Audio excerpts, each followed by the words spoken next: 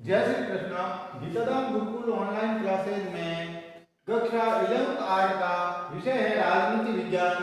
पुस्तक है भारतीय संविधान सिद्धांत व व्यवहार, जिसमें हम पढ़ रहे थे दूसरा अध्याय भारतीय संविधान में अधिकार। तो अधिकारों की प्रकृति क्या है, किस तरह के अधिकार हैं संविधान में, कहां पर उनको जगह दी गई है, उन्हीं में हम पढ़ रहे थे।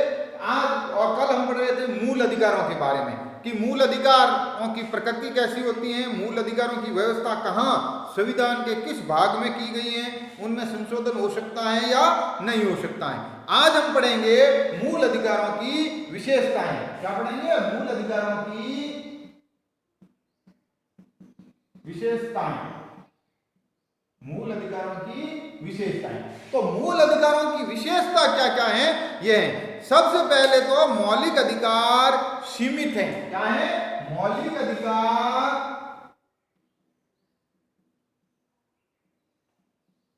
सीमित हैं। कैसे हैं? सीमित हैं।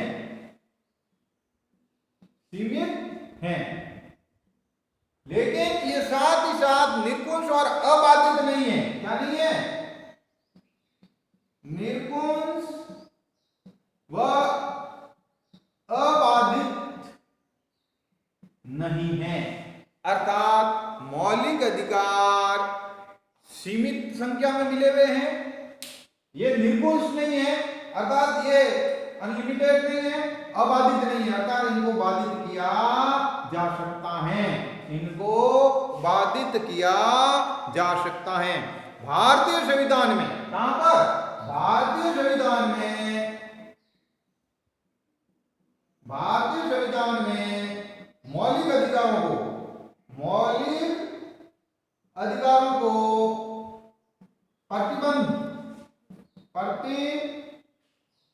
प्रतिबंधित किया जा सकता या प्रतिबंध की व्यवस्था है।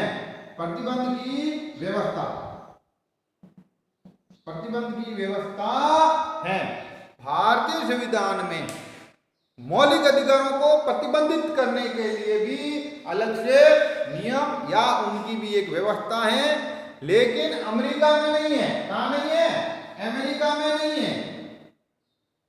अमेरिका में नहीं है, प्रतिबंधित नहीं किया जा सकता है, क्योंकि हमने कल पढ़ा था कि मौलिक अधिकारों की व्यवस्था हमने अमेरिकी संविधान से ली थी, लेकिन अमेरिकी संविधान की जो व्यवस्था है उसमें मौलिक अधिकारों को किसी भी हालात में प्रतिबंधित नहीं किया जाता है, जबकि भारतीय संविधान में ये व्यवस्था है कि वक्त जरूरत मौलिक अधिकारों को प्रतिबंधित किया जा सकता है। अब वो कौन कौन सी व्यवस्था है जहां पर मौलिक अधिकारों को प्रतिबंधित किया जाता है? तो पहली है राष्ट्रीय एकता। राष्ट्रीय एकता, अखंडता,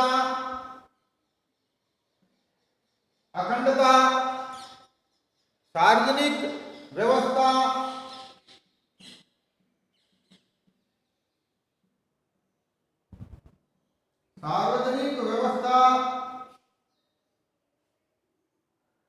स्वास्थ्य,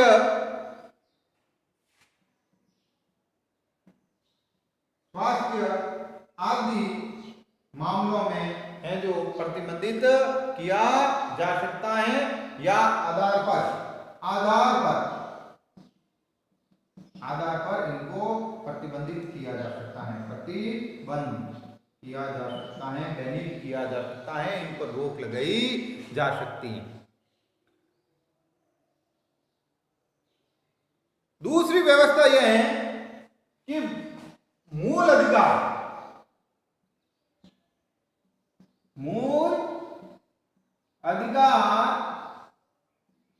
प्राकृतिक या अगणित नहीं है। कैसे नहीं है? मूल अधिकार प्राकृतिक या अगणित नहीं है। क्या नहीं है? अर्थात प्रकृति से नहीं मिलते हैं और इसकी गणना नहीं की जा सकती है या अनलिमिटेड है, ऐसा भी नहीं है। यानी भारतीय संविधान उन्हीं अधिकारों को स्वीकार करता है जिनका वर्णन भाग 3 में है, जबकि अमेरिका की स्थिति से भिन्न है। यानी प्राकृतिक और आर्टिकल नहीं है। हमारी जो मूल अधिकारों की गणना होती है भारतीय संविधान में, किसमें? भारतीय संविधान में जो गणना होती है मूल अधिकारों की, वो गणना 2 आधारों पर होती है। गणना 2 आधारों पर ही होती है, और वो है संविधान के भाग 3 में। किसमें? भाग 3 में जो वर्णित हैं वही मूल अधिकार गिने गए हैं, अन्य को नहीं। जबकि अमेरिका में ऐसा नहीं है, वहां पर उनको गणना की प्रकृति अलग अलग है।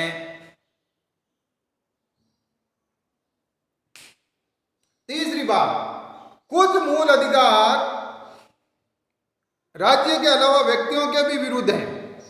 क्या है? कुछ अधिकार ऐसे हैं, कुछ मूल अधिकार ऐसे हैं,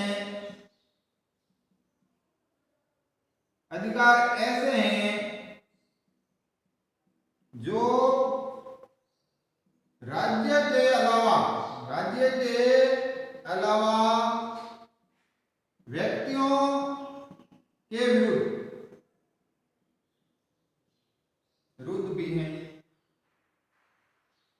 अर्थात कुछ अधिकार ऐसे हैं जो राज्य के अलावा व्यक्तियों के विरुद्ध हैं। इसका मतलब है सामान्यतः मूल अधिकार राज्य के विरुद्ध नागरिकों को प्राप्त होते हैं। किसको होते हैं? मूल अधिकार किसको प्राप्त हैं? प्राप्त का मतलब है ये राज्य के विरुद्ध दिए गए हैं। क्या? विरुद्ध। राज्य के विरुद्ध किसको दिए गए हैं? नागरिकों यानी व्यक्तियों को। किसको? व्यक्तियों को दिए गए हैं। अर्थात हमेशा मूल अधिकार का मतलब है वो राज्य के अगेंस्ट दिए गए हैं, राज्य के विरुद्ध व्यक्तियों को मिले हुए हैं, व्यक्तियों के लिए प्रदान किए गए हैं। लेकिन कुछ अधिकार ऐसे हैं जो व्यक्तियों के भी विरुद्ध हैं, उसमें राज्य का ही विरोध नहीं होता है। कुछ अधिकार ऐसे हैं जिसमें व्यक्तियों का भी विरोध होता है, यानी 2 अतिक्रमण नहीं कर सकते हैं। लेकिन कुछ ऐसे हैं जो व्यक्तियों के भी विरुद्ध हैं, जैसे अनुच्छेद 17 अस्पृश्यता। कौन सा? अस्पृश्यता का जो अधिकार है, अस्पृश्यता का अधिकार है, अस्पृश्यता यानी अनटचेबल, छुआछूत का जो अधिकार है, ये सिर्फ राज्य के विरुद्ध नहीं। अगर मैं किसी व्यक्ति के विरुद्ध भी छुआछूत करूंगा तो ये मेरे खिलाफ भी हो जाएगा। इसका संरक्षण वह व्यक्ति मेरे खिलाफ भी मांगेगा।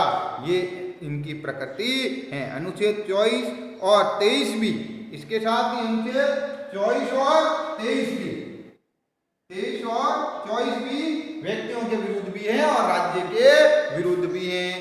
यानी कोई एक व्यक्ति दूसरे व्यक्ति के इन अधिकारों का अतिक्रमण नहीं कर सकता है।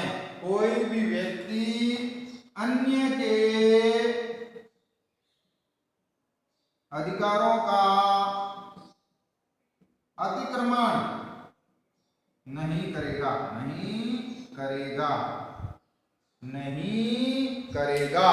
अन्य का अतिक्रमण नहीं करेगा। ये भारतीय संविधान। तीसरा है, चौथा है, अधिकार आपातकाल में निलंबित हो सकते हैं। क्या हो सकते हैं? आपातकाल में निलंबित हो सकते हैं। कुछ अधिकार आपातकाल में निलंबित होते हैं।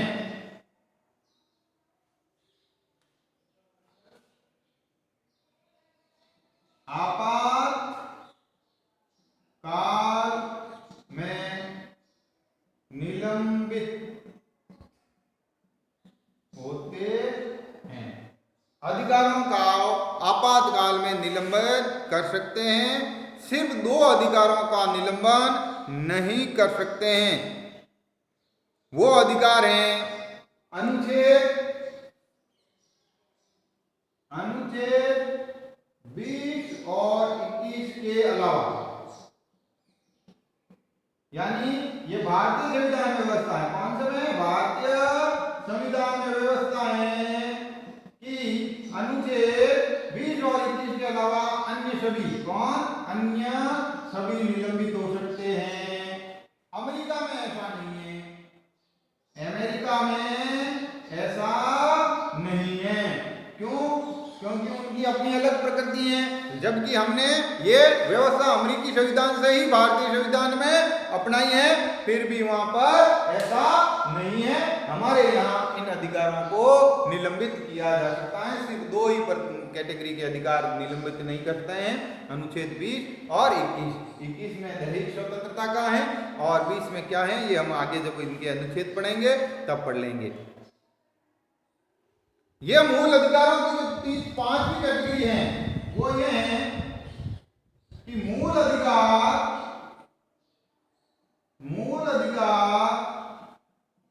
स्थायी नहीं है, स्थायी नहीं है। अर्थात ये एक जैसे हमेशा नहीं रहते, इनमें बदलाव संभव है। क्या है? इनमें बदलाव संबंध हो सकता है। संसद इसमें कटौती व बढ़ोतरी कर सकती है, ये इनकी प्रकृति है। और ऐसा अनुच्छेद 368 के तहत संविधान संशोधन के द्वारा नहीं, कमी का उदाहरण संपत्ति का उदाहरण। 6ठी इसकी प्रकृति है मूल अधिकार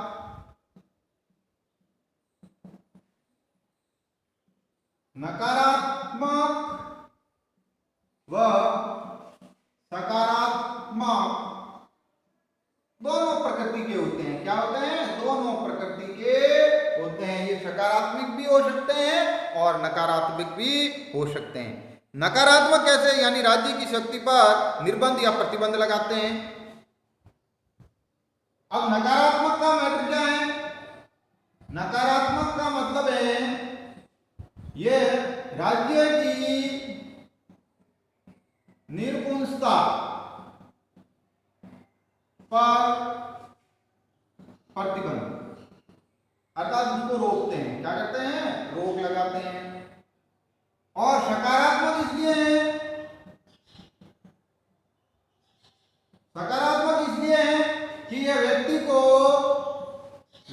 को विशेष सुविधा उपलब्ध करवाते हैं या विशेष सुविधाओं की व्यवस्था करवाता है, राज्य से व्यवस्था भी करवाता है, इसलिए ये सकारात्मक है।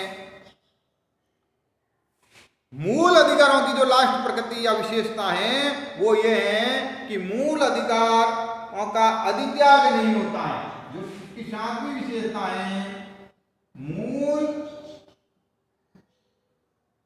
अधिकारों का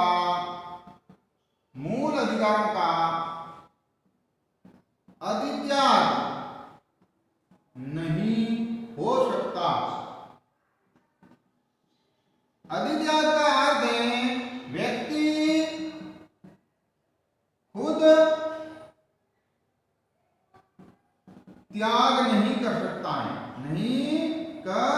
सकता है, यानी उसमें व्यक्ति की मर्जी नहीं चलती है। जब चाहे मैंने ले लिए और अब मुझे इनकी जरूरत नहीं है। वह अधित्याग का सिद्धांत ये है कि कोई भी इनको त्याग नहीं कर सकता है स्वेच्छा से। कैसे?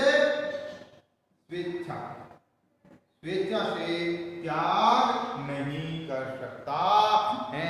ये मूल अधिकारों का विशेषताएं हैं। इसी तरह आपके अलग अलग जो मूल अधिकार दिए गए हैं, उन अधिकारों को हम सबसे पहला जो मूल अधिकार है आपका संविधान द्वारा प्रदत्त मूल अधिकार हैं उनकी एक श्रेणी बता देते हैं। कल हम इनके अलग अलग या स्टेटमेंट दे देंगे या अलग अलग इनको लिखवा देंगे। फिर भी आपको एक मोटे तौर पर भारतीय संविधान में उपलब्ध मूल प्रदत्त मूल अधिकार लिखवाते हैं।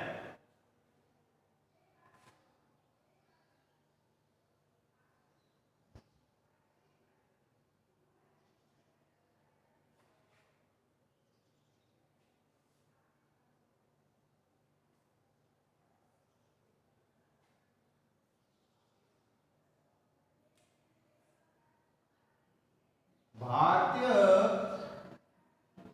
संविधान में प्रदत्त भारतीय संविधान में प्रदत्त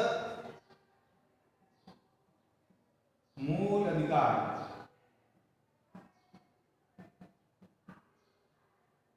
प्रदत्त मूल अधिकार पहला जो अधिकार है वो पहला मूल अधिकार है समता या समानता का अधिकार। समता या समानता का अधिकार जो अनुच्छेद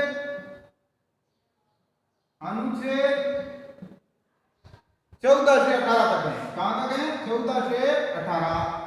दूसरा जो मूल अधिकार है इसको हम अलग अलग पढ़ेंगे। 14 में क्या है, 15 में क्या है, 14 में क्या है, वो अलग अलग। दूसरा है स्वतंत्रता का। कौन सा है? स्वतंत्रता का अधिकार। ये आपका अनुच्छेद 19 से 22 तक में वर्णित है। 19 से 22 तक में वर्णित है। तीसरा है शोषण के विरुद्ध। तीसरा है शोषण के विरुद्ध अधिकार। इस अधिकार का मतलब है आपका 23 से अनुच्छेद 23 से 24 में ये वर्णित है। चौथा जो अधिकार है आपका वो है धार्मिक स्वतंत्रता का अधिकार। स्वतंत्रता का अधिकार, ये धार्मिक स्वतंत्रता का अधिकार आपका दिया हुआ है 25 से 28 अनुच्छेद 25 से 28। और फिर है संस्कृति व शिक्षा संबंधी अधिकार। संस्कृति व शिक्षा संबंधी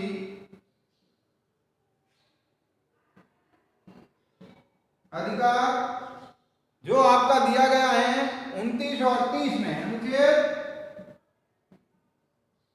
29 से 30 में दिया गया है। फिर है 6वें नंबर पर आपका संपत्ति का अधिकार। संपत्ति का अधिकार, ये जो संपत्ति का अधिकार दिया गया है ये अनुच्छेद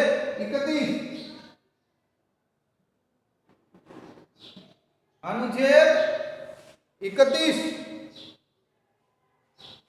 व 19 एक्ट में दिया गया था, लेकिन इसको निलंबित किया गया है।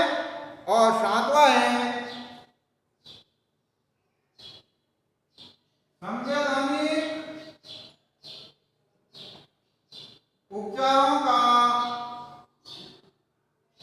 अधिकार जो आपको अनुच्छेद 32 में दिया गया है।